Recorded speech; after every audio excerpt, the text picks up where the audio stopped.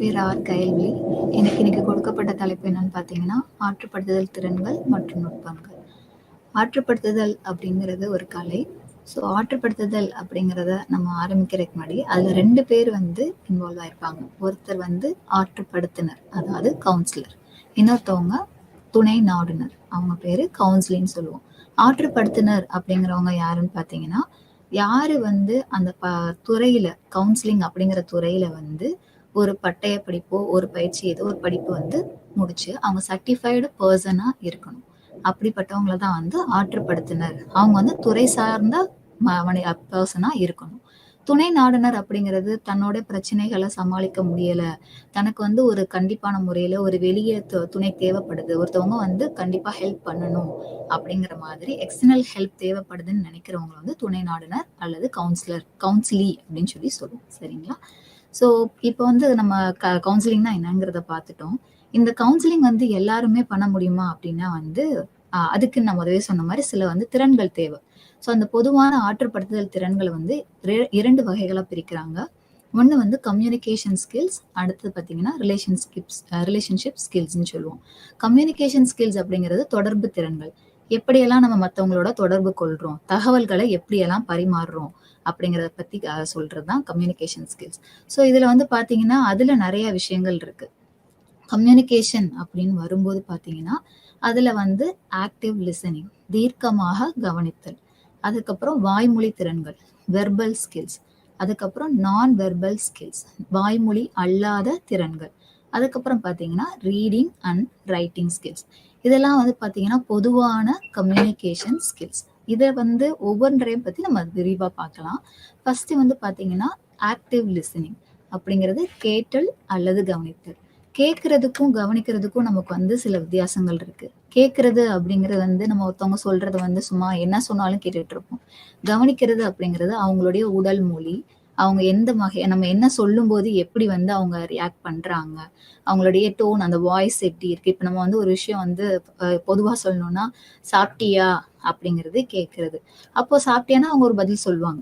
அப்ப நம்ம கவனிக்கிறாங்க அப்படிங்கிறது நம்ம எப்படி தெரிஞ்சுக்குவோம், அவங்க என்ன மாதிரியான முக பாவனைகள் காட்டுறாங்க அப்படிங்கறத நம்ம ஒவ்வொரு விஷயங்களா பின்னாடி பார்க்கலாம்.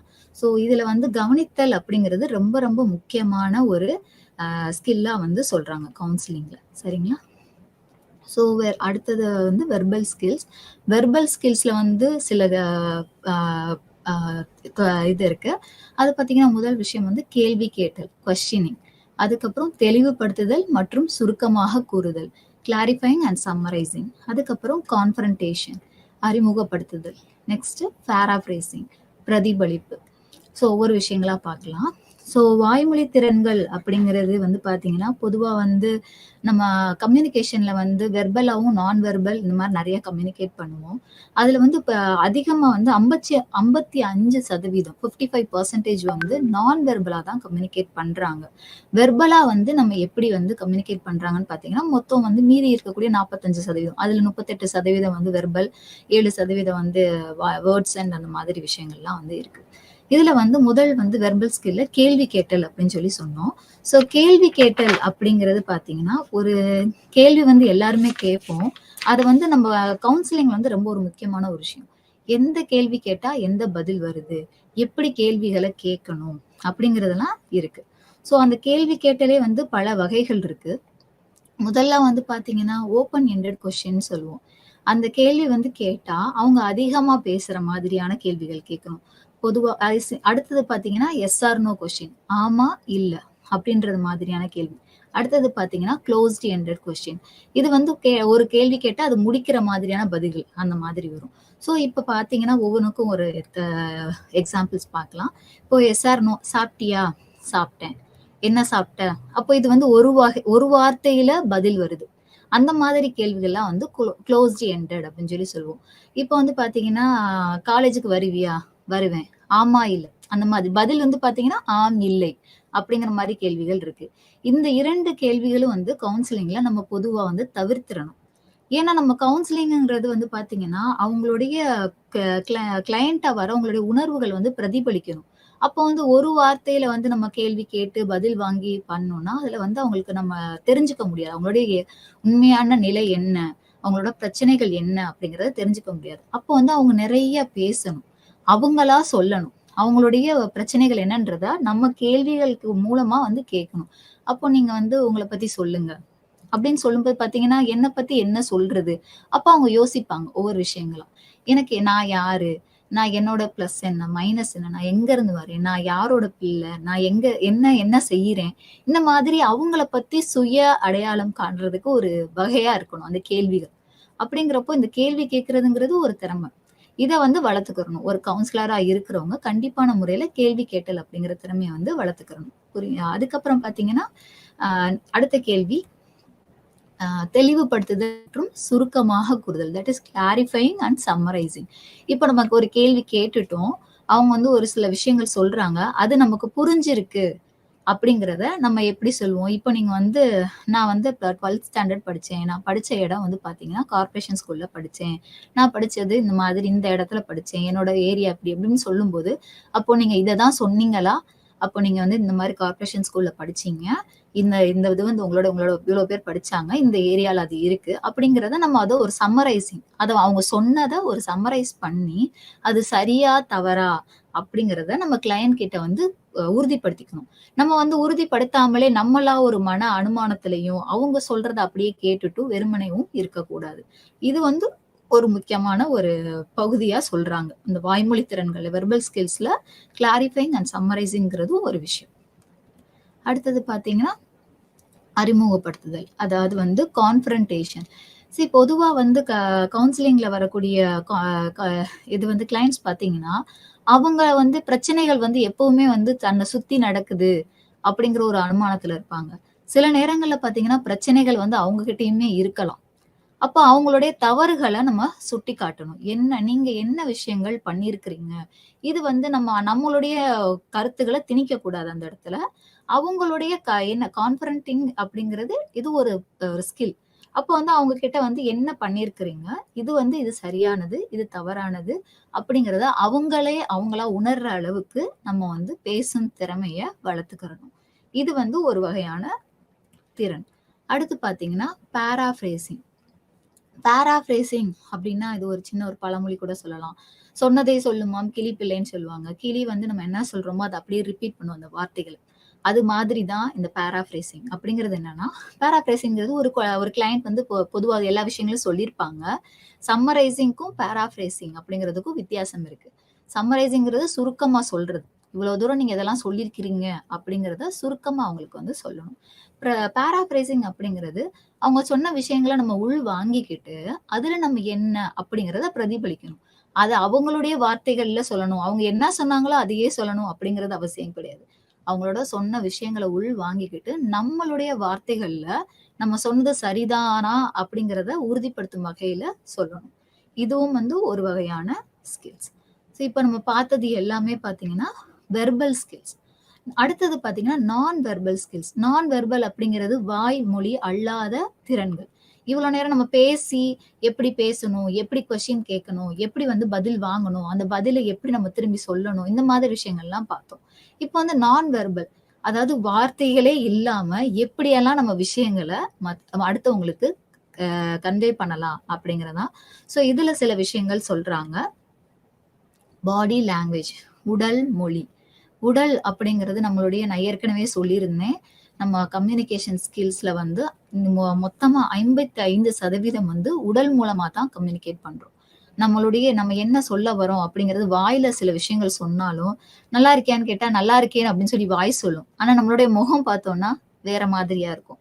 அப்ப அந்த அத அத அத வச்சு நம்ம கணிக்க முடியுமா? அப்படிங்கிறத வந்து தான் அந்த திறமைய நம்ம வளர்த்துக்கிறணும். உடலால எப்படியெல்லாம் கம்யூனிகேட் பண்றாங்க அப்படிங்கிறத பார்க்கலாம். அந்த உடல் மொழிகள்லயே சில விஷயங்கள் இருக்கிறது. அது என்னன்னு பார்த்தீங்கன்னா, ஐ கான்டாக்ட். எப்படி நம்ம கண்ணால எப்படி விஷயங்கள மத்தவங்களுக்கு கன்வே பண்றோம். அதுக்கப்புறம் அப்சர்வேஷன். எப்படியெல்லாம் கவனிக்கிறோம். நான் இது ஏற்கனவே சொல்லியிருக்கேன். கவனிக்கிறதுக்கு, பார்க்கிறதுக்கு இந்த மாரி விஷயங்கள் வித்தியாசங்கள் நெறைய இருக்கு. அத ஒவ்வொன்னா பார்க்கலாம். அடுத்தது பார்த்தீங்கன்னா, முக பாவனைகள். Facial expressions. எப்படி வந்து பாவனைகள் காட்டுறாங்க. அதுக்கப்புறம் வந்து ஜெஸ்டர்ஸ், சைகைகள். இப்ப நம்ம வந்து ஒவ்வொரு விஷயங்களும் ஒவ்வொரு மாதிரி நம்ம சொல்லுவோம். கையாலேயே பேசுறது, கண்ணாலேயே பேசுறது அப்படிலாம் சொல்லுவாங்க இல்லையா? அதுதான் இந்த நான் வெர்பல் ஸ்கில்ஸ். ஸோ இது வந்து நம்ம என்னன்னா பேசுறது கிடையாது. அந்த கிளையண்ட் என்ன விஷயங்கள் உடலால நமக்கு சொல்ல வர்றாங்க அப்படிங்கிறத புரிஞ்சுக்கிற திறன். இதுல வந்து பாத்தீங்கன்னா, முதல்ல உடல் மொழி, பாடி லாங்குவேஜ். ஸோ வந்து பாடி லாங்குவேஜ்ல வந்து பாத்தீங்கன்னா, நெறைய விஷயங்கள் இருக்கு. நம்ம எப்படி உட்கார்ந்திருக்கிறோம், எப்படி கைய வச்சிருக்கிறோம், எப்படி கால வச்சிருக்கோம், என்ன மாதிரி இது வந்து இப்போ ஒரு பேசுறது நல்லா கவனிக்கிற மாரி இருக்கு அப்படின்னா, நம்ம வந்து நம்ம பொதுவா அப்படியே டக்குனு முன்னாடி வந்து இப்படி உட்கார்ந்து நல்லா கேட்போம். இதே அவங்க பேசுறது போரா இருக்கு, புடிக்கல, அப்படி இதா இருக்குன்னா, உடனே கன்னத்துல கை வச்சு உட்கார்ந்துறது. இந்த மாதிரி ஒவ்வொரு விஷயங்கள். அதே மாரி இது வந்து பொதுவான பாடி லாங்குவேஜ். இப்ப நீங்க பார்த்தீங்கன்னா, நம்மளுடைய கிளையண்ட் வந்து நம்ம கிட்ட வந்து உண்மைய சொல்றாங்களா? பொய் சொல்றாங்களா? இல்ல நம்மள உள்ள அனுமதிக்கிறாங்களா? அப்படிங்கிறத பத்தி தான் இந்த ஸ்லைட்லயே நான் போட்டிருக்கேன். நீங்க பார்த்தீங்கன்னா, உட்கார்ந்திருக்கிறப்பயே கால் மேல கால் போட்டு உட்கார்ந்திருக்காங்க அப்படின்னா, அவங்க வந்து டிஃபென்சிவ். அதாவது அவங்கள வந்து நான் கண்டுபிடிக்க முடியாத அளவுக்கு நான் வந்து கைய கட்டி உட்கார்ந்திருக்கிறது. என்ன பத்தி நீங்க கணிச்சிற முடியாது. அப்படிங்கிற மாரியான ஒரு வகையான ஆட்டிட்யூட்ல இருக்கிறாங்க. அப்ப அத நம்ம எப்படி உடைச்சு அவங்கள வெளிய கொண்டு வரது? உண்மையான அவங்களுடைய ரியல் செல்ஃப் என்ன? அப்படிங்கிறத தெரிஞ்சுக்கிறதுக்கு நம்ம வந்து இன்னும் வந்து முயற்சி எடுக்கணும். ஸோ அப்போ ஒவ்வொரு மாதிரியான ஆ பாடி லாங்குவேஜஸ் இருக்கு. ஸோ கான்ஃபிடென்ட்டா இருக்காங்களா? இல்ல இன்செக்யூரா ஃபீல் பண்றாங்களா? ஆர் வந்து அவங்க ரொம்ப பதட்டத்துல இருக்காங்களா? இல்ல நம்ம மேல சந்தேகப்படுறாங்களா? இந்த மாதிரி ஒவ்வொரு அந்த பாடி லாங்குவேஜ் அப்படிங்கிறது இது ஒரு தனியான ஒரு கலை. இத கத்துக்கிறதுங்கிறது. அத பத்தின விஷயங்கள் வந்து இதுல நான் இப்ப குடுத்திருக்கேன். அடுத்தது பார்த்தீங்கன்னா, ஐ கான்டாக்ட். ஐ கான்டாக்ட் அப்படிங்கிறது ரொம்ப ரொம்ப முக்கியமான ஒரு விஷயம். இப்போ வந்து பார்த்தீங்கன்னா, ஐ கான்டாக்ட்லயே வந்து நெறைய வகைகள் இருக்கு. இன்டிமேட் ஐ கான்டாக்ட்ன்னு சொல்லுவோம். Personal eye contact, social eye contact அந்த மாதிரி சொல்லுவோம். இன்டிமேட் ஐ கான்டாக்ட் அப்படிங்கிறது நம்மளுடைய மிகவும் நெருங்கிய தொடர்புல இருக்கக்கூடியவங்க. இப்போ அது வந்து கணவரா இருக்கலாம், இல்ல அம்மா, அப்பா அவ்வளோதான். இது ரொம்ப அதான் நெருங்கிய தொடர்பு. பெரும்பாலும் ஸ்பௌஸ் அவங்க தான் வந்து இன்டிமேட் ஐ கான்டாக்ட். அவங்க கிட்ட நம்ம வந்து நல்லா கண்ண நேரா பார்த்து, எவ்வளோ நேரம் வேணா பார்க்கலாம். அதுல வந்து நம்மளுடைய காதல் பரிமாற்றங்களா இருக்கலாம், நம்மளுடைய உணர்வுகள் பரிமாற்றங்களா இருக்கலாம். எதா வேணாலும் நம்ம அதுல வந்து கன்வே பண்ணிக்கலாம். அது இன்டிமேட்.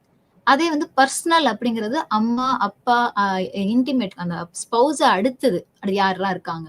அப்ப நம்மளுடைய சொந்தக்காரங்க, நம்மளோட ஃப்ரெண்ட்ஸ். அவங்க கிட்ட நம்ம எப்படி பார்க்குறோம்? அப்ப இன்டிமேட்ங்கிறது பார்த்தீங்கன்னா, அந்த ஐ கான்டாக்ட்லயே வந்து ஒவ்வொரு லெவல் இருக்கு. ஸோ அது அது நான் ஒவ்வொன்னா சொல்றேன். இது சோசியல்க்கு அடுத்து பார்த்தீங்கன்னா, சாரி பர்சனல்க்கு அடுத்து சோசியல். சோசியல் ஐ கான்டாக்ட் அப்படிங்கிறது நம்மளுடைய உறவுகள் இதெல்லாம் தாண்டி நம்மள சுற்றி இருக்கக்கூடிய மக்கள். அவங்க கிட்ட நம்ம என்ன மாதிரியான கண்ல ஐ கான்டாக்ட் மெயின்டெயின் பண்றோம். இப்ப இன்டிமேட் ஐ கான்டாக்ட் அப்படிங்கிறது தலை முதல் ம நெஞ்சு வரைக்கும் இருக்கலாம். அது இன்டிமேட். அதே இது பர்சனல் அப்படிங்கிறது தலை முதல் கழுத்து. அதே சோசியல் அப்படிங்கிறது இதுதான். நெற்றி முதல் அதாவது தலையில நெற்றி முதல் வாய் அவ்வளவுதான். இதுக்குள்ளதான் வந்து அந்த ஐ கான்டாக்ட் வந்து இருந்தது அப்படின்னா, ஒரு சில நேரங்கள்ல வந்து இந்த ஐ கான்டாக்ட்லயே பிரச்சனை வரும். எனக்கு தெரிஞ்ச ஒரு கிளையண்ட் பார்த்தீங்கன்னா, அவங்க வந்து என்கிட்ட எல்லாருமே பார்க்கிறவங்கலாம் தப்பா பேசுறாங்க, தப்பா நடந்துக்கிறாங்க. அந்த மாதிரியா வந்து சொல்லிட்டு இருந்தாங்க. இது எதனால அப்படிங்கிறப்போ நம்ம வந்து சரி நம்ம எடுத்தோனே யாரையுமே ஜட்ஜ் பண்ணக்கூடாது. எப்பயுமே ஒரு விஷயத்த ஞாபகத்துல வச்சுக்கோங்க. Individuals R unique in nature அப்படின்னு சொல்லுவோம். ஒவ்வொருத்தவங்களுக்கும் ஒவ்வொரு வகையான உணர்வுகள் எல்லாமே இருக்கும். இவங்க இப்படிதான், இவங்க இவங்க வந்து இப்படி இந்த பொண்ணு இப்படி இருக்குது, இந்த பொண்ணு கேரக்டர்ஸ் அப்படிலாம் எதுவுமே சொல்லவே கூடாது. ஆற்றுப்படுத்துதல் கவுன்சிலிங்ல வந்துட்டோம்னா, அவங்கள பத்தி நம்ம பேசுறதுக்கு அவங்களோட அத வந்து எந்த இதுவுமே நம்ம கொண்டு வரக்கூடாது. நம்மளுடைய பர்சனல் வேல்யூ இந்த இதெல்லாம் வந்து இங்கே திணிக்கவே கூடாது. சரிங்களா? அப்போ நான் இந்த கிளையண்ட் வந்து சொல்லும்போது பாத்தீங்கன்னா, சரி ஒரு சிட்டிங் நம்ம பேசும்போது பாத்தீங்கன்னா, அந்த அவங்களுடைய ஐ கான்டாக்ட்டே பாத்தீங்கன்னா, அவங்க சோசியல் ஐ கான்டாக்ட்டுக்கும், பர்சனல் ஐ கான்டாக்ட்டுக்கும் டிஃபரன்ஸ் இல்லாம இருந்தது. நம்ம அந்த கவுன்சிலிங் செஷன்ல பேசிட்டு இருக்கப்பயே. அப்போ வந்து அவங்க பொதுவா அவங்களுடைய ஐ கான்டாக்ட்லயே ஒரு பிரச்சனை இருக்கு. நீங்க பொதுவா நினைப்பீங்க, கவுன்சிலிங்க்கு வரவங்க எல்லாருமே வந்து பிரச்சனை வந்து வெளிய இருக்கிறவங்கனால தான் பிரச்சனை. அப்படிதான் இருக்கும் அப்படின்ற ஆட்டிட்யூடே இருக்கக்கூடாது. ஒரு சில நேரங்கள்ல பிரச்சனை அந்த கிளையண்ட் கிட்டயே இருக்கலாம். அவங்களுமே வந்து சில நேரங்கள்ல சில விஷயங்கள் மாற்றப்பட வேண்டியதா இருக்கலாம். எல்லா பிஹேவியர் ஆஃப் த கிளையன்ட்டுமே அக்செப்டடா இருக்காது. அதே மாதிரி அவங்க பிரச்சனை அவங்கள சுத்தி தான் இருக்கணும், இருக்காது. அதாவது இது வந்து ஒரு அனுமானம். இதுதான் எக்ஸாக்ட்டா ட்ரூத் அப்படிலாம் கிடையாது. சரிங்களா? ஸோ இந்த ஐ கான்டாக்ட் 3 ஐ கான்டாக்ட்ல வந்து அவங்க எந்த லெவல்ல மெயின்டெயின் பண்ணணுங்கிறத அவங்க புரிஞ்சிருக்கணும். அதே மாரி ஒரு சில இது ஐ கான்டாக்ட்ல பார்க்கும்போது வித்தியாசங்கள் இருக்கு. பார்க்கிறது, அதாவது சீயிங் அண்ட் ஸ்டாரிங், முறைக்கிறதுன்னு சொல்லுவோம்ல, அந்த மாதிரி. அத தவிர்த்து பார்த்தீங்கன்னா, இது எவ்வளோ நேரம் ஐ கான்டாக்ட். இப்ப நீங்க பார்த்தீங்கன்னா, சோசியல் ஐ கான்டாக்ட் மெயின்டெயின் பண்றேன் அப்படி சொல்லிட்டு ரொம்ப நேரம் ஒரு சில நேரம் அப்படியே நேரா பார்த்துட்டு இந்த குறுகுறுன்னு பார்க்கிறதுன்னு சொல்லுவாங்க. அந்த மாதிரியான சில நேரங்கள்ல வந்து பார்க்கிறது, அப்படிலாம் வந்து இருக்கக்கூடாது. ஸோ ஐ கான்டாக்ட் அப்படிங்கிறது ரொம்ப முக்கியம். நம்ம ஒரு விஷயத்த பேசும்போது, அந்த கிளையண்ட் வந்து எப்படி ஐ கான்டாக்ட் மெயின்டெயின் பண்றாங்க? கண்கள் வந்து எந்த பக்கம் போகுது? இப்ப நம்ம ஒண்ணு சொன்னோனே இப்படி கண்ணு லெஃப்ட் சைடு போகுதா? ரைட் சைடு போகுதா? அப்ப யோசிக்கிறாங்க. அப்போ ரைட் சைடு போனா யோசிக்கிறாங்க. இது மெமரிஸ ரீகெயின் பண்றாங்க. இந்த மாதிரி ஐ கான்டாக்ட்ஸ்லயும் சில வகைகள் இருக்கு. அடுத்தது பார்த்தீங்கன்னா, அப்சர்வேஷன். ஸோ அப்சர்வேஷன் அப்படிங்கிறது நான் இதுதான் சொன்னேன். சீயிங் வித் பர்ப்பஸ்ன்னு சொல்லுவோம். நம்ம ஒரு காரணத்தோட அவங்கள வந்து பார்க்கிறது. நீங்க அத சீயிங்லயும், ஸ்டாரிங் அண்ட் அப்சர்வ் இது 3லயுமே வித்தியாசம் இருக்கு. அதாவது ஒருத்தவங்கள கூர்ந்து பார்க்கிறது, முறைக்கிறது, இன்னொன்னு வந்து பார்க்கிறது. வெறுமனே பார்க்கிறது. அப்ப இது 3க்குமே வித்தியாசம் கண்டிப்பான முறையில இருக்கு. அப்ப இதுல எது நம்ம பார்க்கணும் அப்படின்னா, கூர்ந்து கவனிக்கணும். கூர்ந்து கவனிக்கிறது அப்படிங்கிறது அவங்க வந்து அன்கம்ஃபர்டபுளா ஃபீல் பண்ணாத வகையில இருக்கணும். அவங்கள எப்படியெல்லாம் நம்ம கவனிக்கலாம்? இப்ப நான் சொன்ன உடல் மொழிகள பார்க்கலாம். அவங்களோட ஐ கான்டாக்ட்ட பார்க்கலாம். நம்ம ஒண்ணு சொல்லும்போது ஏதோ ஒரு வார்த்தை சொல்லும்போது அவங்களுடைய ரியாக்ஷன், முக பாவனைகள் எப்படி இருக்கு? அப்படிங்கிறத பார்க்கலாம். ஸோ இதெல்லாம் வந்து ஒரு வகையான கவனித்தல். இதுலயே பார்த்தீங்கன்னா வந்து சில வகைகள் இருக்கு. பார்ட்டிசிபேஷன் அப்சர்வேஷன் இருக்கு. நான் participatory observation, covert and overt அப்படின்னு சொல்லுவோம். பார்ட்டிசிபேட்டரி அப்படிங்கிறது என்னன்னா, அந்த நம்ம கவுன்சிலர் வந்து அந்த கிளையண்டோடயே இருப்பாங்க. அவங்க எந்த இடத்துல இருக்கிறாங்களோ, அந்த இடத்துல அவங்களோட சேர்ந்து உட்கார்ந்து அவங்க என்ன பண்றாங்க? என்ன எப்படி ரியாக்ட் பண்றாங்க? அப்படிங்கிறத பார்க்கிறது. நான் பார்ட்டிசிபேட்டரி அப்படிங்கிறது அவங்களுக்கு தெரியாது. அவங்களோட இருக்க மாட்டாங்க. வெளியில இருந்து நீங்க நெறைய படங்கள்ல எல்லாம் பார்த்திருப்பீங்க. ஒரு கண்ணாடிக்கு வெளிய இருந்து சும்மா அவங்க என்ன பண்றாங்கன்னு பார்ப்பாங்க. ஒரு ரூம்ல வந்து இது ஒரு நெறைய தியரிலாம் இருக்கு. நீங்க படிச்சிருப்பீங்க. சோசியல் லேர்னிங் தியரின்னு சொல்லி. அதுல ஒரு குழந்தைங்கள வந்து ஒரு நெறைய டாய்ஸா இருக்க ரூம்ல விட்டு அந்த குழந்தைங்க என்ன பண்றாங்க? அப்படிங்கிறத கண்ணாடி வெளியில இருந்து பார்ப்பாங்க. ஸோ அந்த இது வந்து நான் பார்ட்டிசிபேட்டரி அப்சர்வேஷன் சொல்லுவோம். ஓவர்ட் அப்சர்வேஷன் அப்படிங்கிறது என்னன்னா, அவங்களுக்கு சொல்லிருவாங்க. இந்த மாதிரி கவுன்சிலர் வந்து இவங்க அதை இருக்கிறாங்கன்ற மாதிரியான அவங்களுக்கு ஒரு விஷயம் தெரியும். அது வந்து ஓவர்ட் அப்சர்வேஷன். கவர்ட் அப்சர்வேஷன்ங்கிறது கவுன்சிலர் ஒருத்தவங்க நம்மள பார்க்குறாங்க எதுவுமே அவங்களுக்கு தெரியாது. அவங்க வந்து யதார்த்தமா வந்து இருக்கிற மாதிரி பார்த்து அவங்கள கவனிப்பாங்க. இந்த இதெல்லாம் வந்து அப்சர்வேஷன்ல இருக்கக்கூடிய வகைகள். அடுத்து பார்த்தீங்கன்னா, முக பாவனைகள், ஃபேஷியல் எக்ஸ்பிரஷன்ஸ். ஒவ்வொருத்தவங்களுக்கும் ஒவ்வொரு வகையான முக பாவனைகள் இருக்கும். ஒவ்வொரு விஷயம் சொல்லும்போது, சாப்பிட்டியான்னு கேட்டா, சாப்பிட்டேன். என்ன சாப்பிட்ட? இது என்னடா இது யாருன்னே தெரியாது. திடீர்னு யாரா அப்புறம் கேட்கலாங்க. அப்படி ஒரு புது ஆட்களா இருந்தா, இதே அம்மா, அப்பா ஒரு தொடர்புகள்ல இருக்கும்போதே ஏதோ கேள்வி கேட்கறாங்க அப்படின்னா, நம்ம இவ்வளவு நாளா நம்மள கண்டுக்கிட்டதே இல்ல. என்னடா இப்ப திடீர்னு அப்படின்றப்போ இப்படி டக்குன்னு நம்ம பார்ப்போம் இல்லையா? சோ அப்ப அதெல்லாம் என்ன? அந்த முக பாவனைகள் எந்தெந்த விஷயங்களுக்கு எப்படி எப்படி காட்டுறாங்கன்றத பார்க்கணும். இது வந்து நம்மளுடைய கேள்விகள் கேட்கும்போது.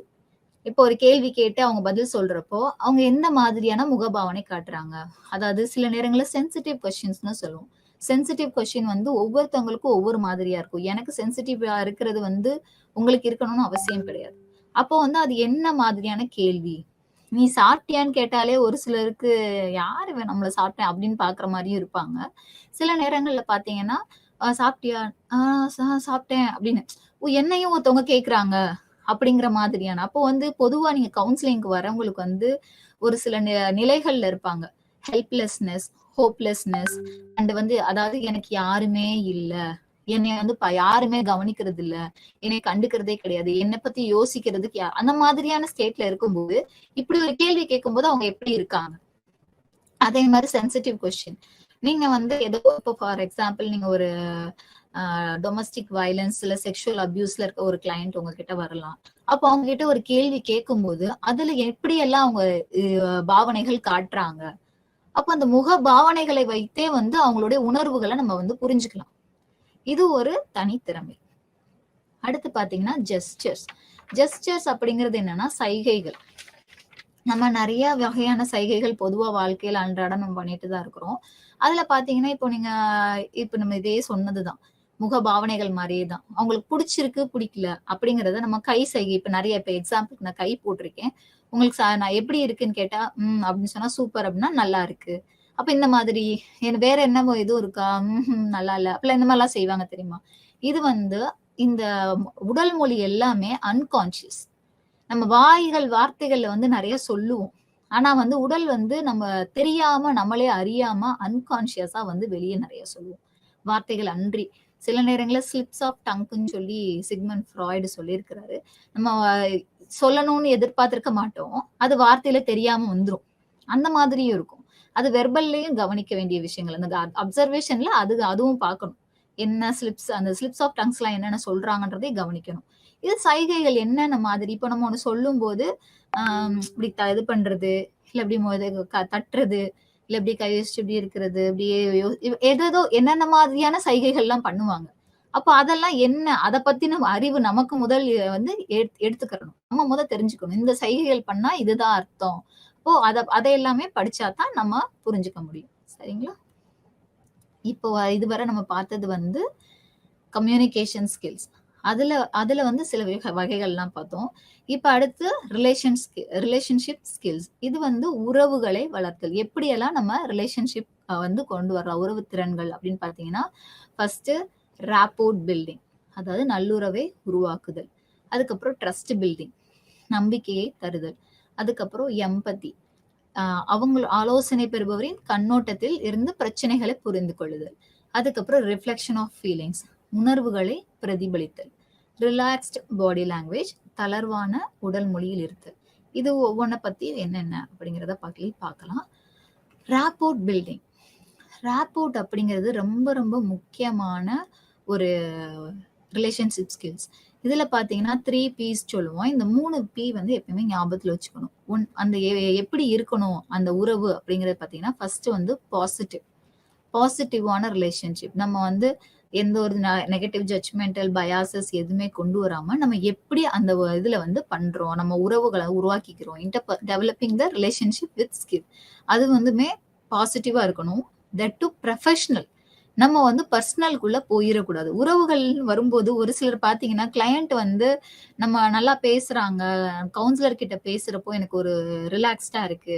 அவங்க எனக்கு ஒரு அக்கா மாதிரி இருக்காங்க, எனக்கு ஒரு அப்பா மாதிரி இருக்காங்க. திடீர்னு இதே ஒரு சில நேரங்கள்ல கவுன்சிலரே வந்து நினைப்பாங்க, என் தம்பி மாதிரி இருக்கிறான், என் அப்பா மாதிரி இருக்கான். சோ இந்த மாதிரி வந்து பர்சனலுக்குள்ள போகக்கூடாது.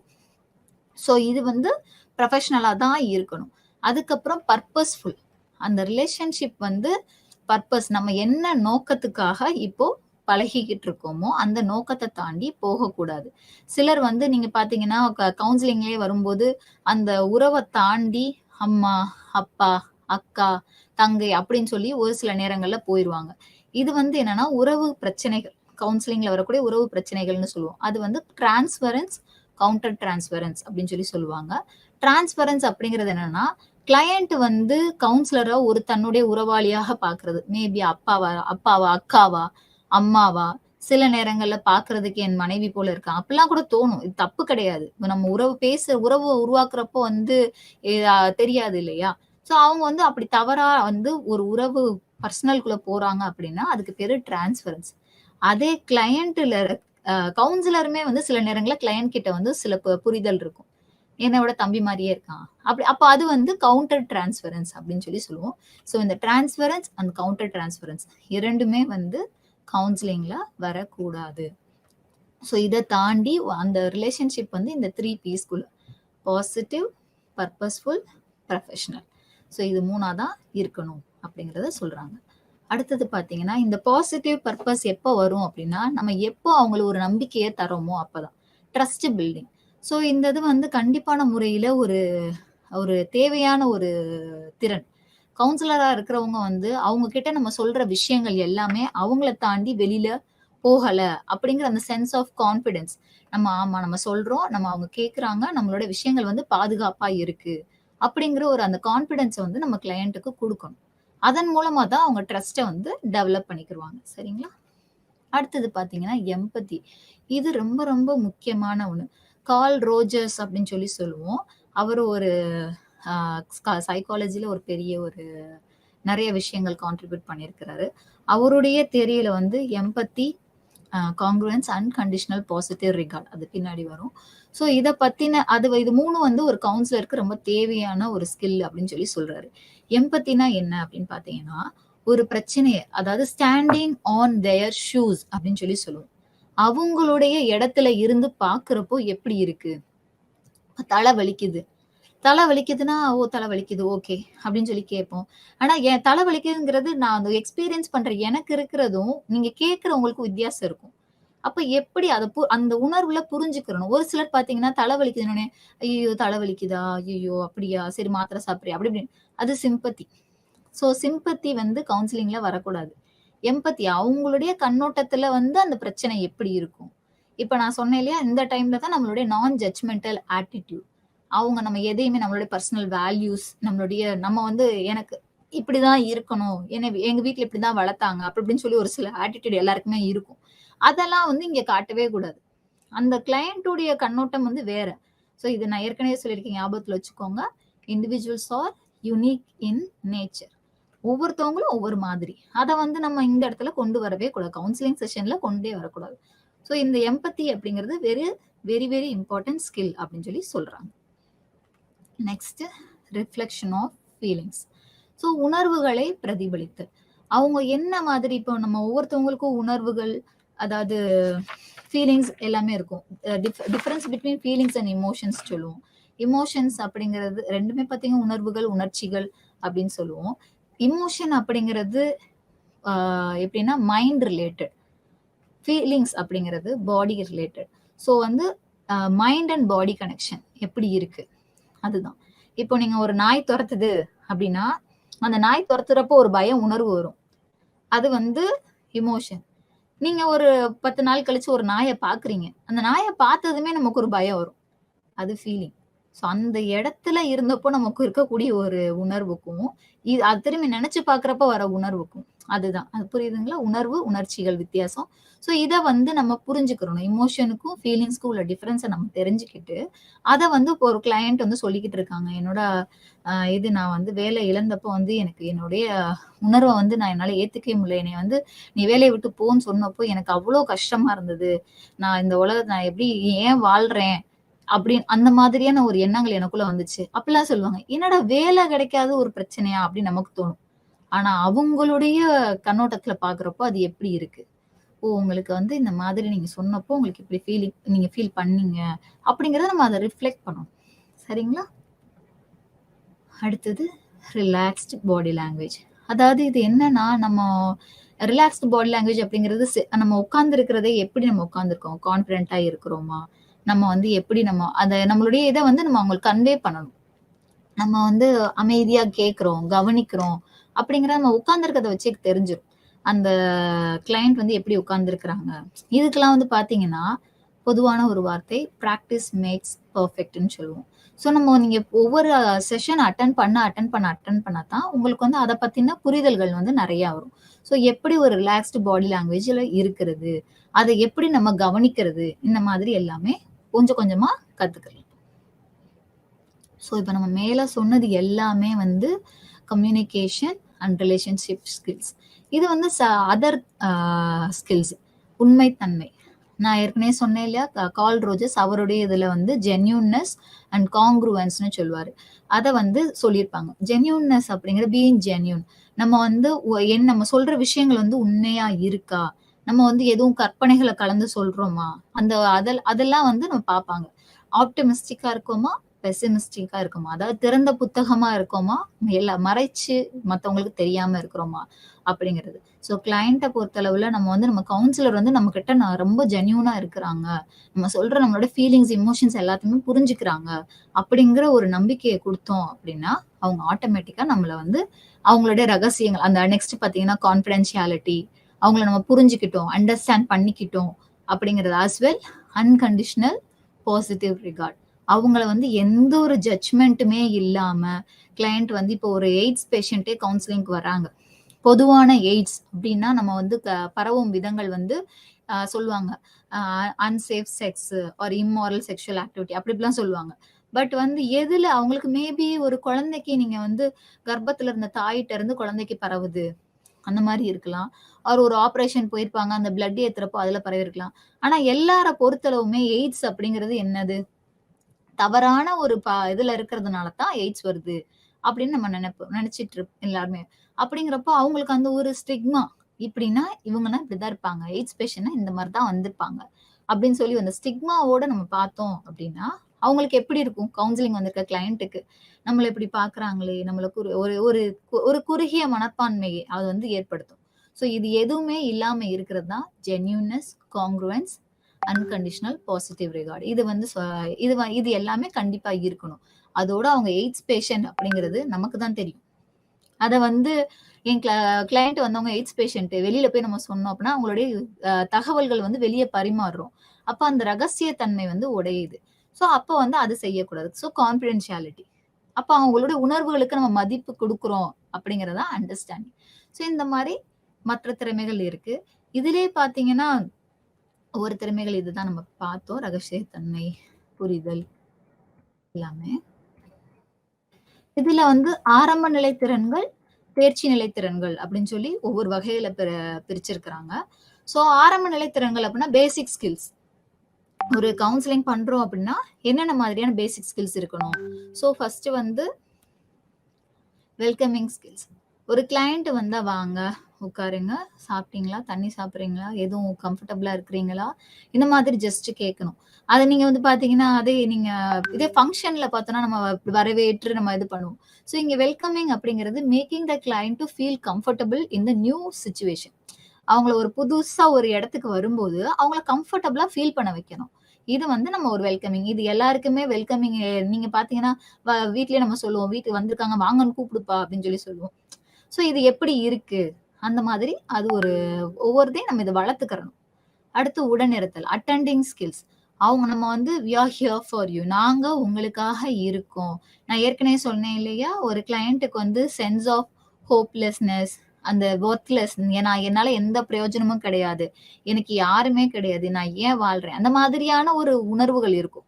அப்போ வந்து அப்படி அவங்களுக்கு வந்து இல்ல, நம்ம ஒருத்தவங்க சப்போர்ட்டிங் சோர்ஸா வந்து ஒருத்தவங்க நம்ம இருக்கிறோம்.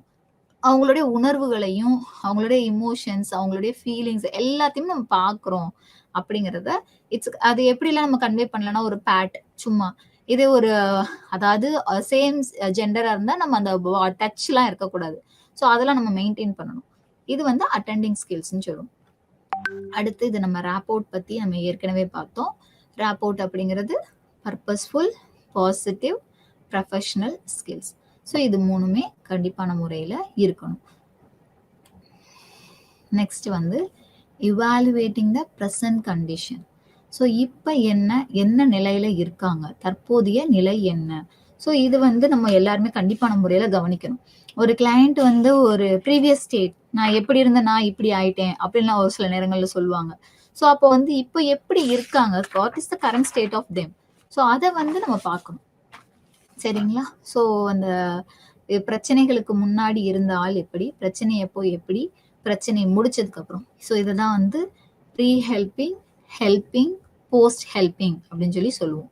ஸோ இதுல வந்து ஹெல்பிங் ஃபேஸ்ல எப்படிலாம் அந்த பர்சன் இருக்காங்க, ஸோ அவங்களோட நிலை என்ன, அவங்களோட மென்டல் ஸ்டேட் எப்படி இருக்கு, அவங்களுடைய உணர்வுகள்லாம் எப்படி இருக்குன்றத மதிப்பிடணும். அடுத்து வந்து லிசனிங். லிசனிங் நம்ம ஏற்கனவே பார்த்தோம். ஸோ இது வந்து ஒரு பெரிய ஸ்கில். கேட்கறதுக்கும் கவனிக்கிறதுக்கும் வித்தியாசம் இருக்கு, நம்ம ஏற்கனவே சொன்ன மாதிரி. ஸோ இதை கண்டிப்பான முறையில நம்ம கேட்கிறோம் அப்படின்னா எப்படிலாம் நம்ம ஒருத்தவங்களை கவனிக்கிறோம் அப்படிங்கறத நம்ம எப்படிலாம் ப்ரூஃப் பண்ணுவோம் அப்படின்னா, அவங்க சொல்லும் போது தலையாட்டுறது, அவங்கள பார்த்து வந்து இது எழுதுறது, அவங்கள பார்த்துட்டு நோட்ஸ் எடுக்கிறது, இந்த ஐ கான்டாக்ட்லயே இருக்கு. ஐ கான்டாக்ட் நம்ம பார்த்தோம்னா ஒரு சிலர் பாத்தீங்கன்னா அப்படியே ஒரு 4 to 5 seconds அதுதான் நார்மலா பார்க்கலாம். அதை விட்டு ஒரு சில அப்படியே பார்த்துட்டே இருந்தோம்னா இட்ஸ் நாட் ரைட். இது வந்து நார்மல் கிடையாது. அப்போ நம்ம எப்படி கவனிக்கிறோம் அப்படிங்கறத புரிய வைப்போம்னா நம்ம ஐ கான்டாக்ட் மெயின்டைன் பண்ணுவோம், அதுக்கப்புறம் தலையாட்டுவோம், இந்த மாதிரி. ஸோ இதெல்லாம் வந்து புரிதல், நம்ம கவனிக்கிறோன்றதுக்கான சிம்பிள்ஸ். Next body language. இது நம்ம ஏற்கனவே சொல்லியிருந்தோம். ஸோ எப்படி உடல் மொழி, எப்படியெல்லாம் நம்ம மற்றவங்க கிட்ட விஷயங்கள்ல வார்த்தைகள் இல்லாம உடலால கன்வே பண்றோம் அப்படிங்கிறது. அதுக்கப்புறம் நான் வெர்பல் கியூஸ். இது நம்ம ஏற்கனவே சொன்னோம். நான் வெர்பல் இதுல பாடி லாங்குவேஜ்ல வரக்கூடிய விஷயங்கள் தான். இது வந்து பாத்தீங்கன்னா ரிஃப்ளெக்டிங். ரிஃப்ளெக்டிங் அப்படிங்கிறது ஒரு கண்ணாடி மாதிரி, ரிஃப்ளெக்ஷன் ஆஃப் ஃபீலிங்ஸ் நம்ம ஏற்கனவே சொல்லியிருந்தோம். இது வந்து ஃபீலிங்ஸ் மட்டும் இல்லாம எல்லா விஷயங்கள் நம்ம பொதுவா வந்து அவங்களுடைய ஹிஸ்டரி கூட இருக்கலாம். நீங்க ஒவ்வொரு கிளையண்ட்டை பத்தி நீங்க எவ்வளவு தூரம் வந்து அவங்களை பர்சனலா நீங்க அட்டென்ஷன் கொடுக்குறீங்க, நம்மளை பத்தி நம்மளோட சின்ன சின்ன விஷயங்கள் கவனம். இப்போ உங்களுக்கு டீ பிடிக்காதுல அப்படின்னு சொல்லி நம்ம ஒரு தடவை சொல்லியிருப்போம் யதார்த்தமா பேசும்போது, எனக்கு டீ சாப்பிட்டா பிடிக்காது, காஃபி தான் பிடிக்கும். அப்போ உனக்கு டீ பிடிக்காதுல அப்படின்னு ஒரு ஞாபகம் வச்சு கேட்டாங்கன்னா நமக்கு ஒரு அது ஒரு ஃபீலிங் ஸ்பெஷல் நமக்கு தோணுமா இல்லையா? பொதுவா நம்மளோட சின்ன விஷயத்த கூட ஒருத்தவங்க ஞாபகம் வச்சிருக்கிறாங்களே அப்படின்னு. அது மாதிரிதான் கவுன்சிலிங்லயுமே ரிஃப்ளெக்டிங். இப்போ வந்து நீங்க இந்த ஸ்கூல்ல படிச்சீங்க, உங்களோட இத்தனை பேர் படிச்சாங்க, உங்களுக்கு வந்து இவங்களெல்லாம் பிடிக்கும் அப்படின்னு சொல்லி அவங்கள பத்தின டீட்டெயில்ஸ் எல்லாம் நீங்க சொல்லும் போது, நம்மளை பத்தி இவ்வளவு தூரம் ஒருத்தவங்க புரிஞ்சு வச்சிருக்காங்களா, நம்மள இவ்வளவு தூரம் கவனிச்சிருக்காங்களா அப்படிங்கிற அந்த சென்ஸ் ஆஃப் ஒர்த்தை வந்து அவங்களுக்கு கொடுக்கும். நெக்ஸ்ட் வந்து பாத்தீங்கன்னா understanding the client situation. So அவங்கள ஆரம்ப நிலையில எப்படி புரிஞ்சுக்கிறது. ஸோ நீங்க ஒருத்தவங்க சொல்லும் போது எடுத்தோடனே நம்ம எல்லாருக்குமே எல்லாரையும் புரிஞ்சுக்க முடியும் அப்படின்னா கிடையாது. ஸோ நம்ம என்ன சொல்றாங்க அந்த கிளையண்ட், அவங்களுடைய நிலை என்ன, அவங்களுடைய உணர்வு என்ன, இந்த பிரச்சனையினால அவங்க எப்படி அவங்க இருக்கிறாங்க, அவங்க அதை கையாண்டுகிட்டு இருக்காங்க, அதை கையாள முடியலங்கிறத வந்து எப்படி சொல்றாங்க, இதெல்லாம் வந்து நம்ம கவனிக்கணும். நெக்ஸ்ட் வந்து கெட்டிங் இன்ஃபர்மேஷன். ஸோ இது வந்து பொதுவா கேஸ் ஹிஸ்டரி கலெக்ஷன் சொல்லுவோம். கேஸ் ஹிஸ்டரி டேக்கிங் அப்படிங்கிறது நம்ம இது ரைட்டிங் ஸ்கில்ஸ், ரீடிங் ஸ்கில்ஸ்ன்னு சொல்லி கம்யூனிகேஷன் ஸ்கில்ல ஒண்ணு பார்த்தோம். அதுதான் இது. இப்போ நீங்க பாத்தீங்கன்னா ஒரு கிளையண்ட்டை பத்தின அவங்கள எல்லா WH கொஸ்டின் சொல்லுவோம் இல்லையா, அதுக்கான ஆன்சர்ஸ், அவங்களோட ஃபேமிலி ஹிஸ்டரி என்ன, அவங்களோட எஜுகேஷனல் ஹிஸ்டரி என்ன, அவங்களோட பர்சனல் ஹிஸ்டரி என்ன, அவங்களோட மெரிட்டல் ஹிஸ்டரி என்ன, இது மாதிரி எல்லா விஷயங்களும் அவங்கள பத்தின. இப்போ நீங்க பாத்தீங்கன்னா சைல்ட்ஹுட் ட்ராமா அப்படின்னு சொல்லி ஒரு விஷயம் சொல்லுவோம். ஸோ ட்ராமா அப்படிங்கிறதே ஒரு sudden unexpected thing. So childhood drama தான் வந்து நீங்க சிக்மெண்ட் ஃப்ராய்டு தியரியில சொல்லியிருப்பாரு. அந்த சைல்ட்ஹுட் எக்ஸ்பீரியன்சஸ் இதெல்லாம் வந்து பாத்தீங்கன்னா அந்த ரெப்ரஸ்டு ஃபீலிங், அந்த டிஃபென்ஸ் மெக்கானிசம் இதெல்லாம் நிறைய படிச்சிருப்பீங்க நீங்க. ஸோ இதெல்லாம் தான் வந்து கரண்ட்ல நமக்குரிய அடல்ட் லைஃப்ல இன்ஃப்ளூயன்ஸ் பண்ணுது. அப்போ வந்து அந்த ஹிஸ்டரி, அப்ப என்ன பின்னாடி என்ன நடந்துச்சு, முன்னாடி என்ன நடந்தது அப்படிங்கிற விஷயங்களை தெரிஞ்சுக்கிட்டா தான் நம்ம இப்ப அதுக்கு நம்ம வந்து கையாள முடியும். ஸோ அதுக்காக தான் வந்து இந்த விவரம் அறிதல் அப்படிங்கிறது. Next கிளாரிஃபையிங் skills. ஸோ வந்து தெளிவுபடுத்துது. ஸோ நீங்க ஒரு கிளையண்ட் பாத்தீங்கன்னா ஒரு ஒரு இடியாப்ப சிக்கல் மாதிரி தான். அவங்களுக்கு வந்து நிறைய எதிர்பார்ப்புகள் இருக்கும். இந்த மாதிரி இவங்க அப்படி பண்ணும் அப்படி பண்ணும், அப்படி எனக்கு இந்த மாதிரி ஆச்சு, என் லைஃப்ல எனக்கு மட்டும்தான் அப்படி ஆச்சு. எல்லாருமே அந்த சொல்லுவாங்க, பொங்கல்ல போடுற மிளகு, வெண்பொங்கல்ல போடுற மிளகு எல்லாம் எனக்கு தான் வருது, சக்கரை பொங்கல்ல போடுற முந்திரி ஒண்ணு கூட வரமாட்டேங்குதுன்ற மாதிரி அவங்களுக்கு வந்து ஒரு தாட், எனக்கு தான் இந்த பிரச்சனை அப்படிங்கிற மாதிரியான விஷயங்கள் வந்து ஒவ்வொரு கிளையண்ட்டுக்குமே ஒரு மாதிரியான தாட் இருக்கும். அப்ப அதுல நம்ம வந்து எப்படி அவங்களுடைய பிரச்சனைகள் எல்லாத்தையும் சொன்னதுக்கு அப்புறம் ஒரு வகையில சொல்லுவாங்க, அதை நம்ம வந்து கிளாரிஃபை பண்ணணும். அப்போ நீங்க வந்து இந்த மாதிரி எதிர்பார்க்கறீங்களா, அப்போ அதை நம்ம எவாலுவேட்டும் பண்ணக்கூடாது. ரெஸ்பான்சஸ்ன்னு சொல்லுவோம் கவுன்சிலிங்ல. அதுல வந்து understanding response, supporting response, probing response, அதுக்கப்புறம் எவாலுவேட்டிங், அந்த மாதிரி இந்த மாதிரிலாம் இருக்கு. இந்த மாதிரி நம்ம அண்டர்ஸ்டாண்டிங், சப்போர்ட், ப்ரோபிங் இதை நம்ம யூஸ் பண்ணலாம். எவாலுவேஷன் அப்படிங்கறத நம்ம பண்ணக்கூடாது. அதாவது அப்ப நம்ம எவாலுவேட் பண்றோம் அப்படின்னா அவங்கள ஜட்ஜ் பண்றோம்னு அர்த்தம். ஸோ நம்ம நான் ஜட்ஜ்மெண்டல் ஆட்டிடியூட்ல இருக்கும் அப்படிங்கிறத அவங்களுக்கு கிளாரிஃபை பண்ணும். அதுவும் ஒரு திறன் தான். இது ஏற்கனவே பார்த்துருந்தோம், சம்மரைசிங் ஸ்கில்ஸ். ஸோ இவங்களுடைய பிரச்சனை இது, இந்த மாதிரி நீங்க இதெல்லாம் தாண்டி இப்ப இங்க வந்து நிக்கிறீங்க அப்படிதானே அப்படின்னு வந்து அவங்களுக்கு ஒரு சம்மரைஸ் பண்ணணும்.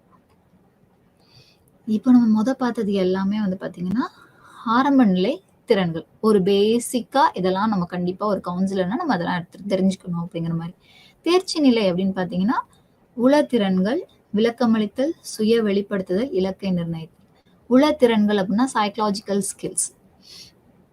ஸோ அது ஒவ்வொன்றா பார்க்கலாம். ஸோ இது வந்து லைக் அண்டர்ஸ்டாண்டிங், எப்படி அவங்க உளத்திறன்கள், அவங்கள எப்படி புரிஞ்சுக்கிறோம், அவங்களோட இமோஷன்ஸ் என்ன, அது அவங்களோட ஃபீலிங்ஸ் என்ன. இப்ப நம்ம இமோஷன் ஃபீலிங் டிஃபரன்ஸ் புரிஞ்சுக்கிறதே ஒரு கலை தான். அப்போ என்னோட கிளையண்டோட இமோஷன் இதுதான், அவங்க இந்த மாதிரி ஃபீலிங்ல இருக்கிறாங்க அப்படிங்கிறத புரிஞ்சுக்கிறது வந்து understanding skills. How I am understand about my clients situation.